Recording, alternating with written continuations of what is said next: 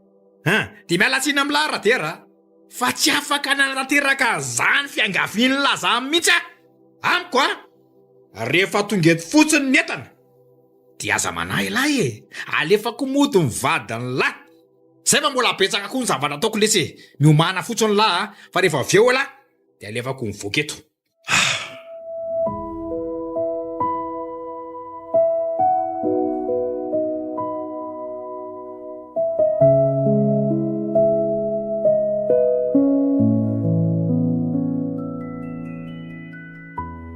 dia izay zany ranora efa mba nanao izay azoko atao ihany kanefa dia renireno reny tsara ny valiteniny.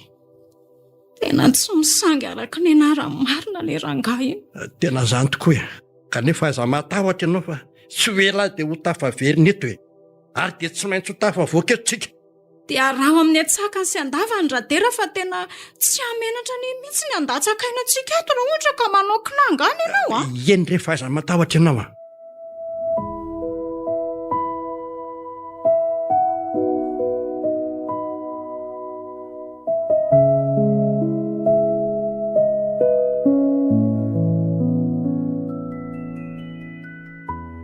tena mbalala mihitsy ny afitsen'le tsy vaniny ireny ka notsondro mifampatoriana ka dia tsy nahatsiaritsy ambonin'ny tany.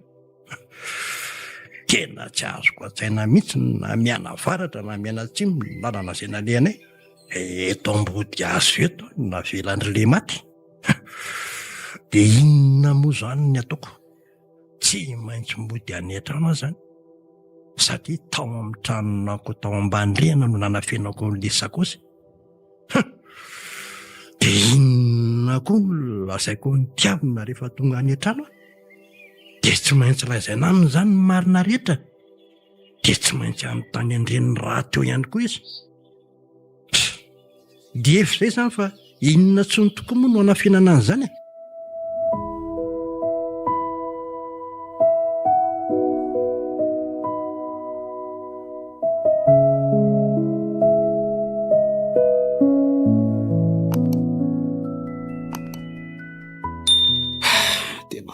sahirana ihany aloha amin'izao tsy maheo an'iny izao ny fanazarana isan'andro enjehana ny fiainana isan'andro koa tsy maintsy mpanjinina. Iny izorina lehibe any aloha taontaona fa tena manampy atokory zareo nampindraminy amitsatra amin'ilay motoandro zareo moko mba ahafahako mivezivezy. Tsy vitan'izany fa any amin'ny foana ny misakafo rehefa atoandro. Rehefa hariva indray aloha dia mba havitaina mikibatsiny iny fa tsy vita ilay mahandro. Fa tena lasa mihitsy aloha ny saiko amin'ity neny tsy hita tapoko ity ka. Mba aiza marina ry efa lanaiky mihitsy izay taona tao tena tsy hita mihitsy izay nalely. Fa tsy mba hipetrapetraka amin'izao fotsiny kosa aloha reniko iny manao mikety dia hampiasa izay mba hanitra kefa kely ananako na dia mbola mpianatra ho polisy aza. Mino fa efa tenin'Andriamanitra hitsapa mihitsy izao. Anjarako maneho an'izany voalohany amin'ny fianakaviako. Tsy maintsy hitako misy an'eny na maty izy na mbola velona any. Adidiko koa izany amin'ny mahazanany ahy.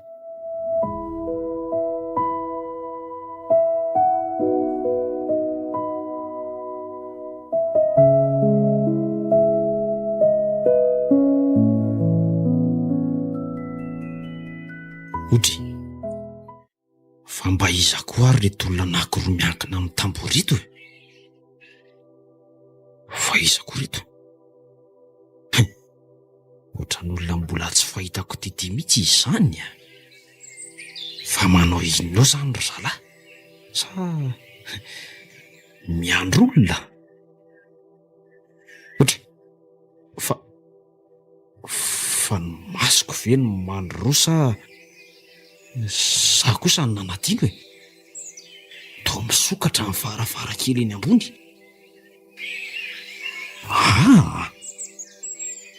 Tena nidiko mihitsy ho varavarankely tany ambony io ka talohan'ny nandehanako tamin'ny maraina. Dia nefa nahoana no misokatra ohatran'izao? Sa ve ka efa mba tonga kosiny iny?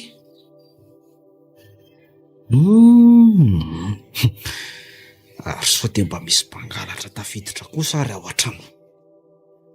Dia izay no antony ijorojoroan'ireo roalahy eo amin'ny tamboho eo. Mety mijerijery izay olona tonga. Tena ohatran'ny mampanahy mihitsy izao zava-mitranga izao a. Raha izany no izy dia aleo mailo tsara ialaran-tiavina. So misy ny tamboka tsy ampoizina.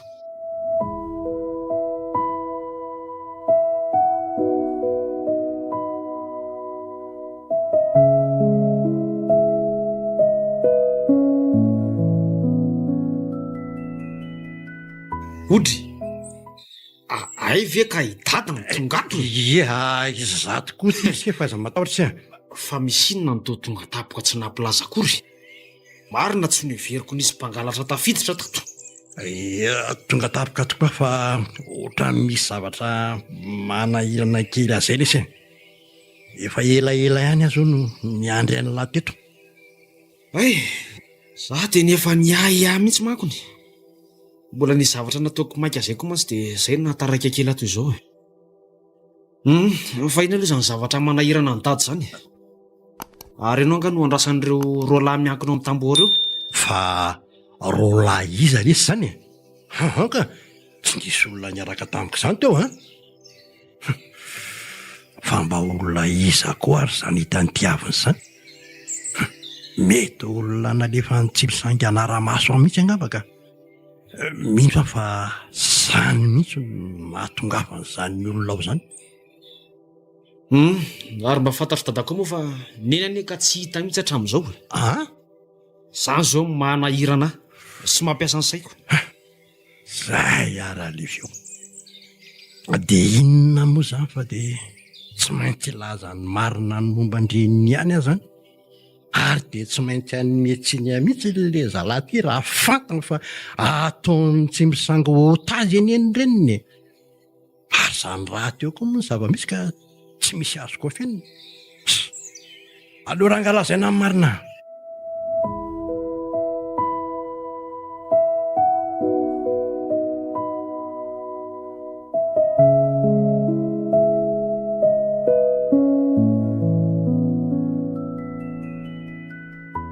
Dia izany voalazako ny sezany tsy fitiavina ny marina.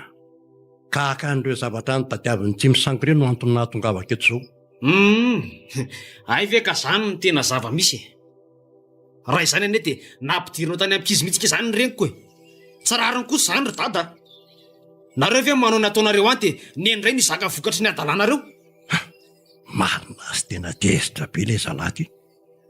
Tsara angamba aloha dia aleo tsy valiana izay tenenina fa sao maika ampitombo ny fahatezerana eo indray. Zao ry siritiavina aza matahotra se fa tsy maintsy tafaveriny eto ny reniny se.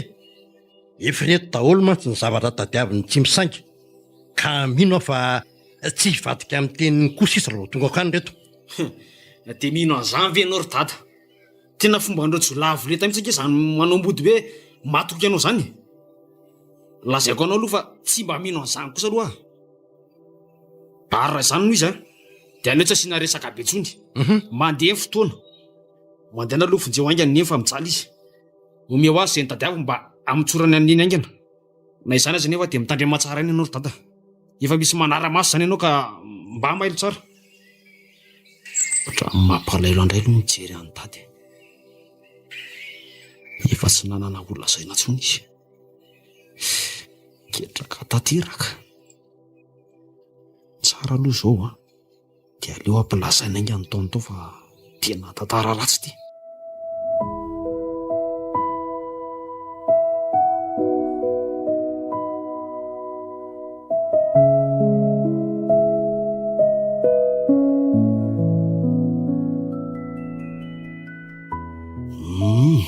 Ary aleo aloha arahako moramora avy ato aoriana izay alehan'ny dada. Sy efa tsy ohatsony koa ilay olona nanara-maso azy. Dia manomboka androany izany ry tiavana ny fitsapana voalohany amin'ny maha-pôlisy any lahy. Dia hifankahita marina tsika ary tsy misaingy. Ary tsy hisaingy anao mihitsy koa. Ndasoko fa ohatrany tazako miresaka amin'ny telefony ny dady izany. Ary aloha miafina tsara sao dia misy matsika aritra io ravo indray itetika. Zay fa vita ngamba ny resaka ka aleo arahako moramora amin'izay. Sy ihany aloha fa mba nisy an'ity moto amin'ny tonton ity. Tsy dia misy nanahirana loatra amin'ny fanarahana azy. Raha araka ny filazan'ny dada mantsy dia ohatrany lavitavitra ihany no misy an'ilay toerana. Soa koa aloha fa efa ny fiainoko tsara koa ny lasantsiny moto ity. Hoana moa izany fa dia efa lasa izany izy ity raha tiavina. Mila mivonona tsara ilahy.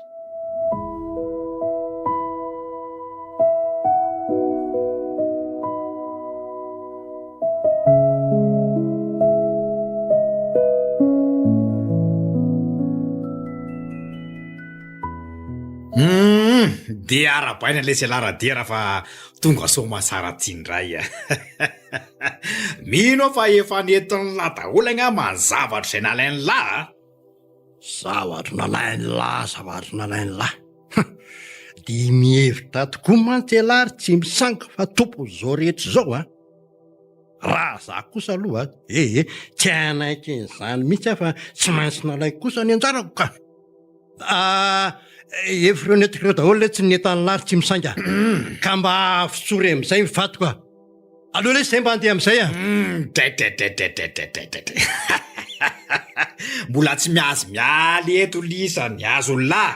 Aleo jereko tsara aloha ny letana. So dia zavatra hafa manko ny eton'ny lahy ao. Ohatran'ny nena bengy zany abetsa azy zany.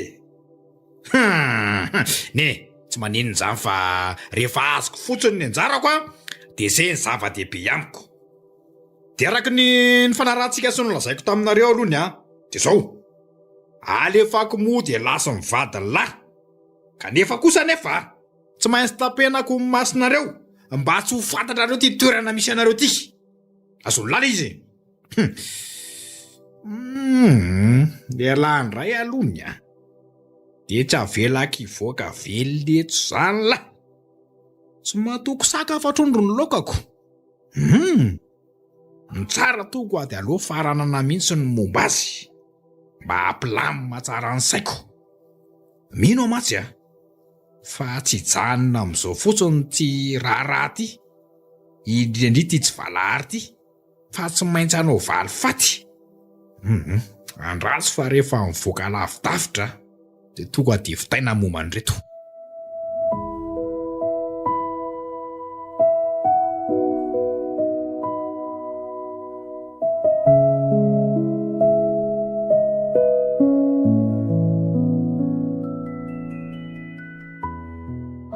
Tena toerana mangina tsy dia misy tanàna mihitsy ny ety izany kanefa dia misy trano.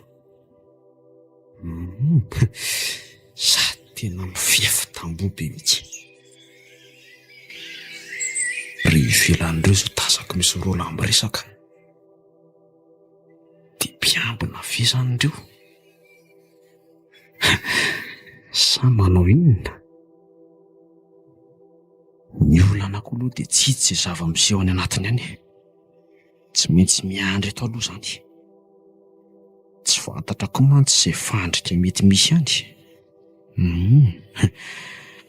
Alio aloha mieritreritra tsara zay vao manapa-kevitra. Ary leo mitsiranga aloha somary manatona tsara mba ahitana izay tena miseho rehetra. Zay mety tsara ito, sady mino fa tsy isa hita mihitsy amin'izao toerako izao. Ino kosa ny fanvoly vavahady? Dia ino fa nisy fiara nivoaka? Aleo hijerena tsara izay olona ao anatiny. Ohatra mariny, ary tena tatasinena ny ry nitazaka ao arindriny. Fa hoentiny aiza ry izany? Sa efa azony kosa izay nitadiaviny tena lefany amin'izay? Mahagaga nefa. Tena ahoana ny tapenandry salamo masiny? Ny tsara angamba aloha rehefa lasa lavidavitra dia arahaka moramora indray.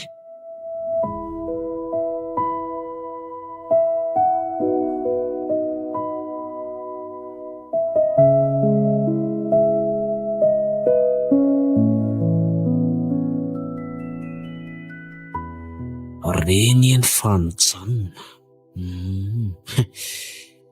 Mijanona dianao inona? Ary aloha no miomana tsara fa tsy fantatra izay mety iseho. Aloha tonga dia atao an-tanana mihitsy mipolita. Fa misy inona raha tsy misangana to mijanona?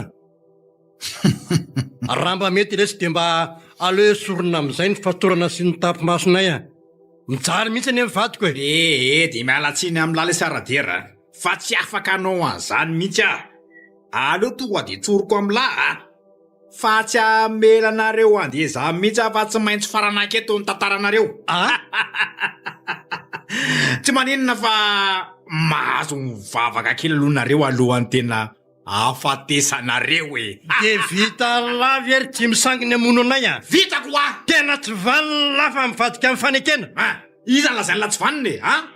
Elaza tena mpamadika tena tsy vanina mihitsy mpamadika lahy. Raha izany raha dia avitsory anteny vadiko e.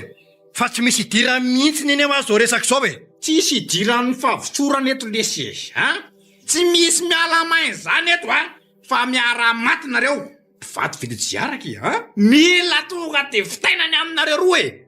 Mifona re tompoko, mba velare andeha farafaratsy. Manginy! Tray. Ary tena ho vonoiny le tsy manjary reto mihitsy zany le ray aman-dreniko. Ohatra, jereo fa efa tena vonana moa mihitsy le zalary mitondra kalazy io. Tena olona tsy manjary mihitsy reto, olona tsy vanina. Mamela Andriamanitra fa sendra tsy azo anoarana ty. Tsy maintsy hanavitra ny ray aman-dreniko koa. So ihany fa netiko ty basy ny tady ty. Aleo fa ravo mampiakatra ny tanany amony eo, tonga tety firoko avy hatrany.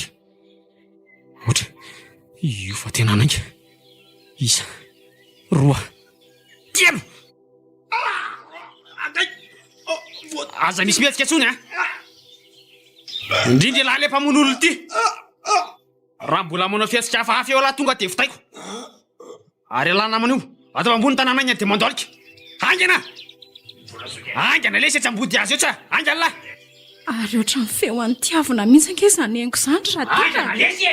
Enao ve izany? Tsy mitsitsitsalisany Tena dia hoan's tiavina mihitsy zany. dia zanako tokoa ve izany Tiavina, ianao ve izany tonga izany Tokoa zany reny aza manatsononareo. Aleo fa hovako reto tady mamatotra anareo reto dia ho esoroko ty lamba narina masonareo ty. Jesosy tena ny zanako marina. Misaotra Andriamanitra fa nitanterahanao tamin'ny teninao hoe Jehova hiady fanareo angina. Tiavina. Aoka izay reny aoka izay. Efa saika maty angesay fa hono fa ahoana moa zany nalalànao hoe aty izay dia ahoana koa nahatongavanao taty. Aleo manaraka tsika miresaka an'izany reny. Rehefa afitra fotsiny nareo dia izay ny zava-dehibe amiko. Eny ary dia hono ahoana zany fomba ialantsika eto amin'ity toerana ity dia ahoana koa ny atongavantsika any an-tanàna? Tsy maintsy io fiaran-tondrana anareo ihany no andehanantsika e. Ay, Ary aleo aloha ihany tsy mpitandro filamina nahaka ny mpamono io. tena tsy napoziko indray ty marina.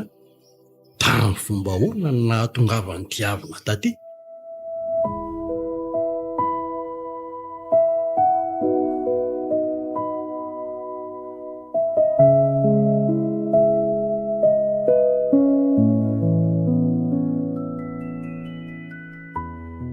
Dia zany ry taontaony zavanitranga tany. Vao niala teto mihitsy tata dia efa nanomboka nanaraka azy a. Dia izay no nahafahaka namonjy azy mivady ohatran'izao. Tena midera ny setateraka ary tiavina tamin'izany fanavotany sy ndray aman-dreny se zany a. Mazava zao fa tena mendrika ho an'se tokoa le asa izay tsy ho ela dia antsoroa an'se. Vahony tokoa aloha e. Efa miasa ngasy dily tiavina. Dia asa inona zany antsoroan'se zany? Tsy ho ela tokoa dia andraina ndraiky ny zanako lara anoatra. Aleo misy tonga dia ambaraka anareo mivady androany. Fa afaka soma tsara tamin'ilay fanadihana ho mpianatra pôlisy izy. Ary tsy ho ela dia andeha hiofana any amin'ny sekoly ambony eny Antsirabe izy. tena marina tokoa ve izany voalazany taontaonao izany ry tiavina? Tena marina izany ry neny.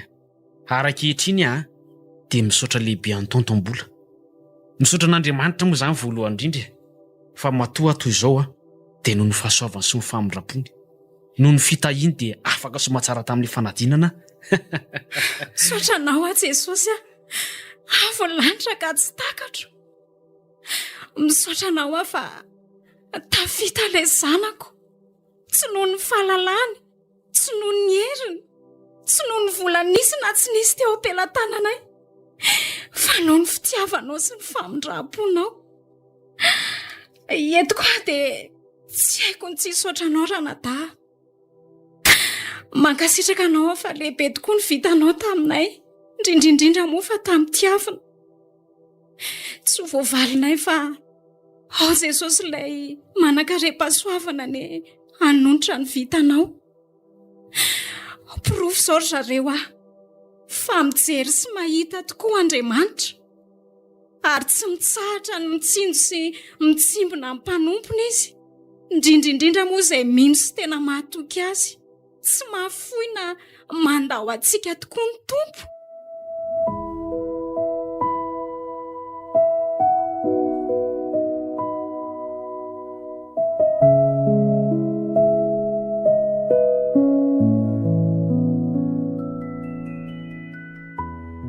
Na dia tsy tokony teny aza dia tsy maintsy lobava any ankehitriny. Tena faly loatra mantsirana ndre zany vaovao lehibe zany zareo tsy hitako izay fomba hanahoana ny zany hafaliko izany. Fa dia misaotra anareo fa tafita anareo ny zanako. Andriamanitra ny hamaly izao soa vitanareo izao. Miaiko koa ankehitriny fa tsy nahavita ny atetiko taminareo fa dia manjanako. Tsoroko anareo fa tena menatra indrindra moa fa aminao ranoatra. Tsy mba nanary azy ireo mianaka tokoa ianao fa nitsinjo azy ireo hatrany. Andriamanitra ny fiadanana ny hamaly izany soa vitanao izany. Ary tena hisaorako lehibe tokoa ilay Andriamanitra fitiavana. Dia ilay Andriamanitra tian'ity mpanota tsy mendrika akory na dia ny antso ny anarany azy, kanefa dia navotany teo ambavahoana ny fahafatesana izay nampiasainy anjanako hanavitra anay. Ankehitriny zareo dia mangataka famelana avy aminareo mamela tamin'ny adintsika hatramin'izay. Lesinao ahy tokoa ireny ka mila hisainana tsara. Manomboko izao ahako dia tapa-kevitra fa hiova amin'izay hiova zotra, hiova lalana, hiova fo, ka tsy hitsahatra ny karakara sy ny asoa anareo vady aman-janako an'izay amin'ny sosisy izao. Ary hanompo ilay Andriamanitra tiatsika ka nanavitra ny aintsika tsy hidina ho any an-davaka. Tena tsara izany ry dada. Ary aza manainao fa tsy anjarako angamba ny tsaranao satria olombelona mandy tany koa ka tsy maintsy solafaka, milololanitra ka tsy maintsy olena. iza tokoa moa tsy diso raha mbola olombelo eto ambonin'ny tany ary ny ten'Andriamanitra mihitsy nefa milaza fa tsy misy marina nareo na dia iray aza. Zava-dehibe nefa dia miaika tamin'izay fahatsoana nataonao, ny fanapahan-kevitra nyraisinao fa hijanona sy hanompo an'Andriamanitra amin'izay ianao ary tsy hanompo fahatsoanao taloha. Amin'ny mazanakary dada dia nanajanao foana eny anaka na dia teo aza ny zava-nisy fantatro momba anao sy ny ainana sy neny. Lazaiko anao fa tsy mba nahatsapa ho nanana ray niteraka izaho mihitsy ary teo amin'ny fiainako. Nitsapako dia toa kamboty velondray aho. Neny rery no hitako ny sikim-ponitra samy rery nanabe ato izao. Ary tsy mitoraka voninkazo amin'ny tontom-bola fa nanampy tokoa izy. Ary nisolo vaikana mpianatra sy nanoro ato amin'izay lalina tokony alehako ka nahatonga aho toy izao. Na zany aza dia raiko niteraka foana ianao ry dada. Ka tsaiko ny fifonanao. misaotra anaka atray marikena menatra ny amin'ny tenin'ny janako a. Marina raha hitako soa izay lazaina. Zaza tsara taiza tokoa le zanako na dia tsy teo anirana zaray. Mendrika nisaorana tokoa raha nosy mbola anadahany izay nanabe azy ka nahatonga azo zaza endry toy izao. Ary misaotra an'Andriamanitra lehibe tokoa fa tsy mba narinona eto fianakaviako reto na dia adala aza fa niraisiny tahaka ny ray mpianakaviana rehetra ihany. Vary sahirana atao sobakakam-bodiriana ankehitriny ary ny tena mampiasa ny saiko sy ny mampanahy dia ny momba ny diavina zanako lasa manamboninaahitra. Ary tsy hoela dia vita soamantsara ny fianarany. Dia inona moa zany no ataon'ity zanako ity amin'ny manamboninaahitra vita fianianana azy? Raha ity ka fatany daholo ny tantarako rehetra ary tsy maintsy ho fatany raha teo koa moa. Kanefa tsy afaka ny hanometsiny aza satria izahay raha teo koa no asan'izay nanaovan'ny fianianana. Eny fa na dia atolony eo amin'ny fitsarana aza dia tsy mampanino. Kanefa moa amin'ny maharainy ahy dia ho sahany ve?